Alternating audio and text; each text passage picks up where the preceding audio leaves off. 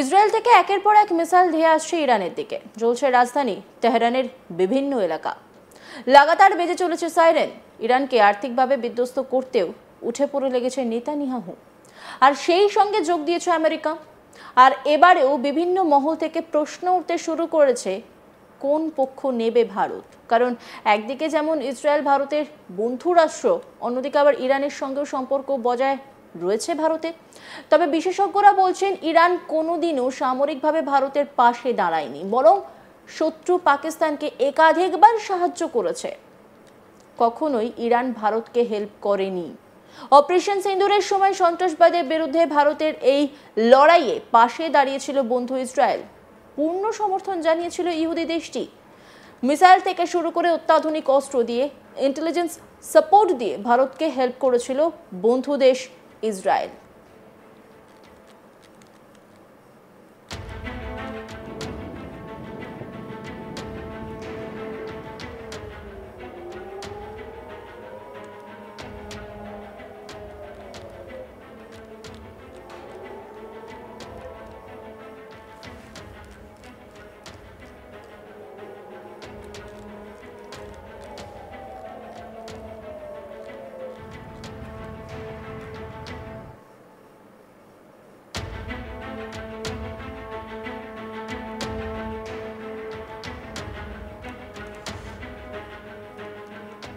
Israeli হামলার জবাব দিচ্ছে ইরান।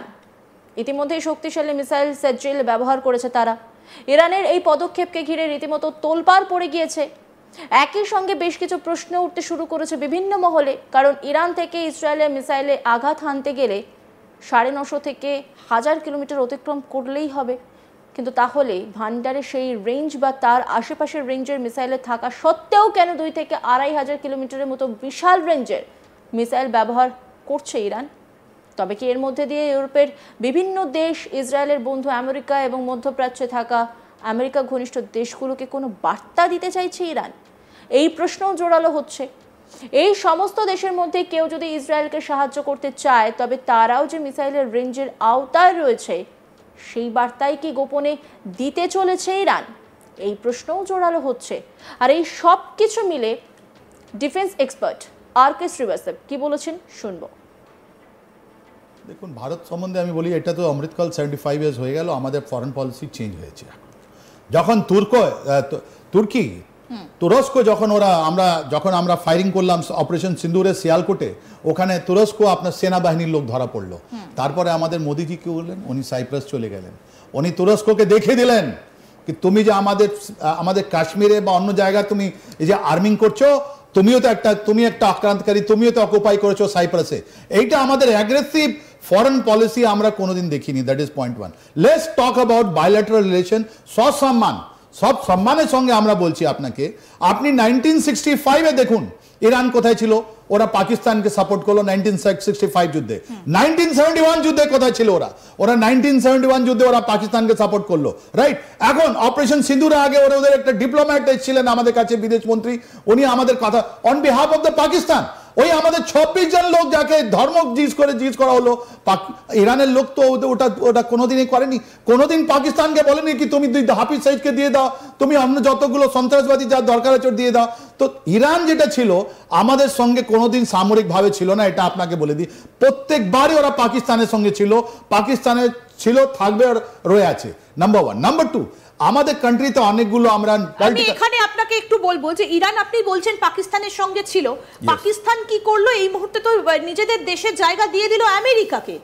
কারণ আমেরিকায় এই মুহূর্তে আমরা সবাই পাকিস্তানে আমরা সবাই জানি যে আমেরিকা তাদের নিজেদের ঘাঁটি গেড়ে রেখে দিয়েছে। তাদের এক সাংবাদিকের বক্তব্য আমরা শুনেছি যে কিভাবে আমেরিকার একের পর এক বিমান নামছে পাকিস্তানে, এবং আসিম মুনির চলে গেলেন ডোনাল্ড ট্রাম্পের সঙ্গে মধ্যাহ্নভোজ করতে।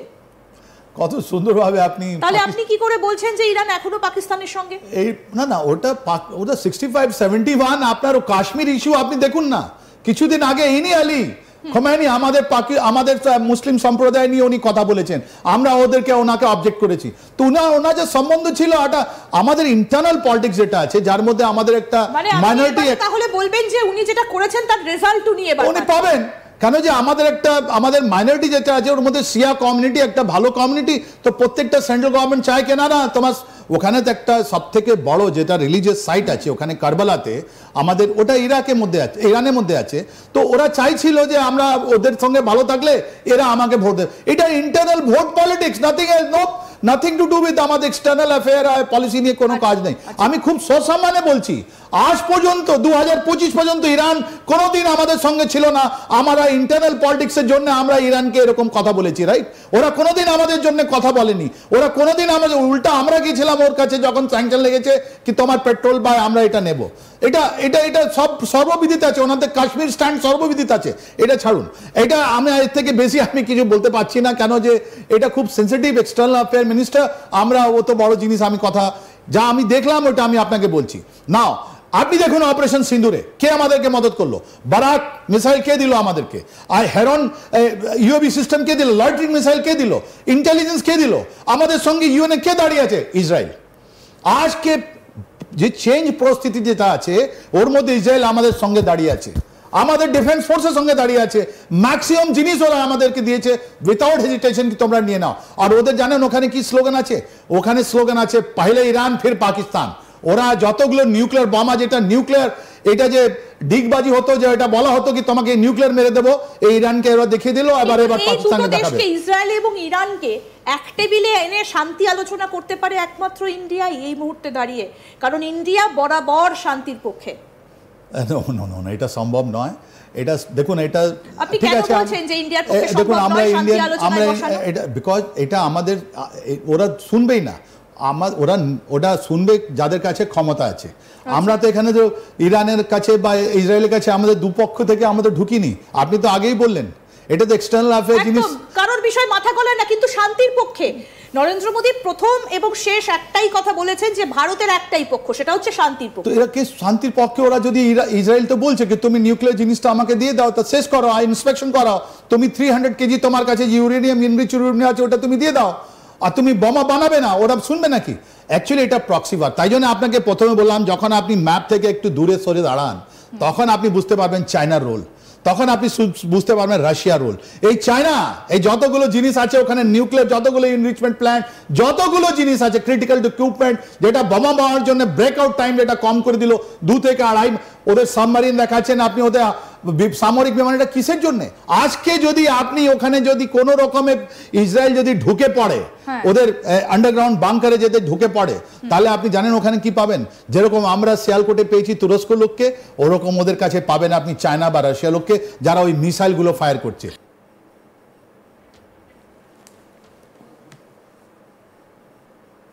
অন্যান্য খবরের আপডেটের জন্য অবশ্যই নজর রাখুন আজ তাক বাংলার ইউটিউব স্ট্রিমিংয়ে। লাইক, কমেন্ট, শেয়ার এবং সাবস্ক্রাইব করতে ভুলবেন না।